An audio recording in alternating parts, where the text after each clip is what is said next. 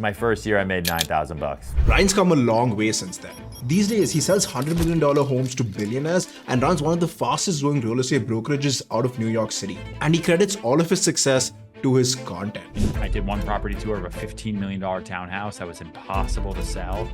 And a 13-year-old girl watched that video, showed it to her mom. Her mom came through, bought it for $13 million. When I heard about this, I was curious. So I looked up his personal branding and content strategy. I watched all these podcasts as well as read his book, which is literally on his personal brand. He has a whole chapter in it where he talks about his entire content strategy. So without further ado, let's get into it. But we have something called the Serhant brand strategy system. So if you want to think about brand as an agent, right, it's 3 parts and it's super simple. The first is core identity. So who are you and what is your and? So you are real estate and what? Like I'm real estate and media. From there, it's consistent content across platforms. If you're not pumping things across social, e-blast, no one's gonna know you. And from there, it's shouted from the mountaintops. Success begets success over and over and over. You follow that pattern, and if you're lucky, you could be me. And so you keep moving and moving and moving and moving. Wow, let's unpack that. When Ryan Serhant started his real estate brokerage, he knew that if he wanted to move from 6th to number 1 in New York, he would need to attract the best agents. So when he started putting out content, he couldn't just put content about real estate because every other real estate brokerage would also put content about real estate. Ryan's content needed to be real estate and something else. This and was going to act as his differentiator, separating him from the crowd. And my differentiator was then media.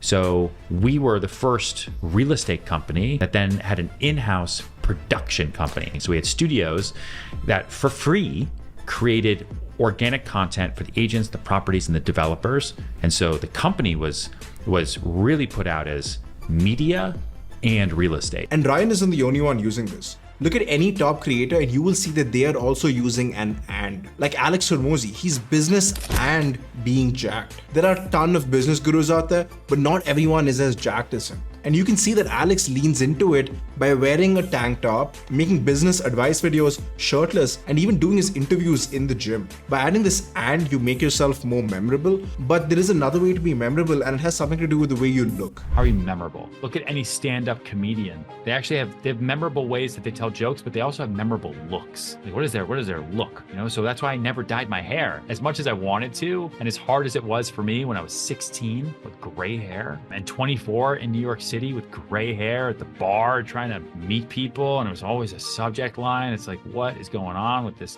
guy and his gray? The easiest thing to do would have just been to dye it. It's like, you know what? People will remember me. Now, before you book an appointment to dye your hair silver, you should know that you can have a memorable look by wearing a unique outfit. My favorite example of this is venture capitalist Chris Saka. He always dresses up like a cowboy, and this helps him stand out from every other VC out there. If you go to the gym whenever you feel like it, you wouldn't see any results. And when it comes to content, it's the same thing. But posting content consistently is kind of hard. So in his book, Ryan outlines a few key strategies that you can use to make it easy. First, batch your content. Ryan blocks out an entire day where all he does is just shoot content. The reason for this is when it comes to content, you want to be in flow state. And when you dedicate an entire day or a couple of days to just do content, you can get into that mindset. The beauty of this content is when life gets busy, you will still have a huge lump of content that you can then disperse throughout the week. No more last minute panicking or ghosting your audience because you were too swamped. Second, repurpose your content. Ryan makes a ton of long form content and then repurposes it into TikToks and YouTube shorts. He writes a blog post and then repurposes it into a LinkedIn article and then repurposes that into a newsletter. Third, engage with your audience. No matter how busy Ryan is, he makes it a point to respond to every DM that he can or reply to every comment on his posts. And the last, and I think the best thing that he does, is collaboration. This is a key strategy that Ryan has used to expand his reach, and I'm going to break it down into 2 different types. One is YouTube collaboration and the other is podcast collaboration. For YouTube collabs, Ryan teams up with people in his industry and also people outside his industry. The thing about YouTube collabs is it takes a lot of effort and there are not that many opportunities because there aren't that many YouTubers in your space. They take a lot of effort because a lot of times you have to go to where they are or get them to come to where you are. But even though it's a lot of effort, the views definitely make up for it. Okay, podcast collabs on the other hand are a lot easier to do. And you can do like a couple a week because there are so many podcasts out there. Ryan has appeared on hundreds of podcasts and has funneled all those listeners to his YouTube channel.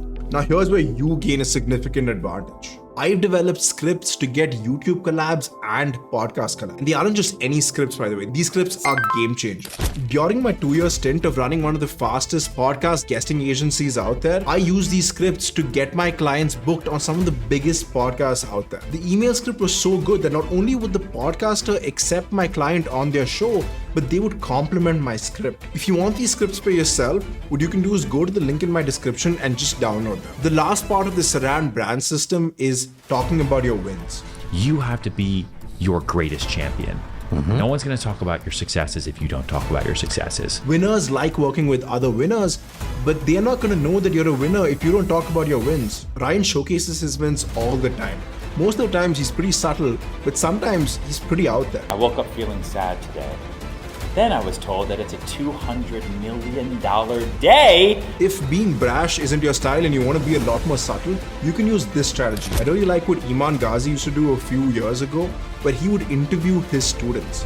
Like, he could talk about how great his program is, or he could just interview students and his students would tell you how great it is. You can do the same by interviewing your clients or your students. You can even put out the testimonials or reference all of the positive work you have done through your videos. If you like that video, you should definitely check out these 2 videos of 2 other creators who are using different strategies to get the same viral results.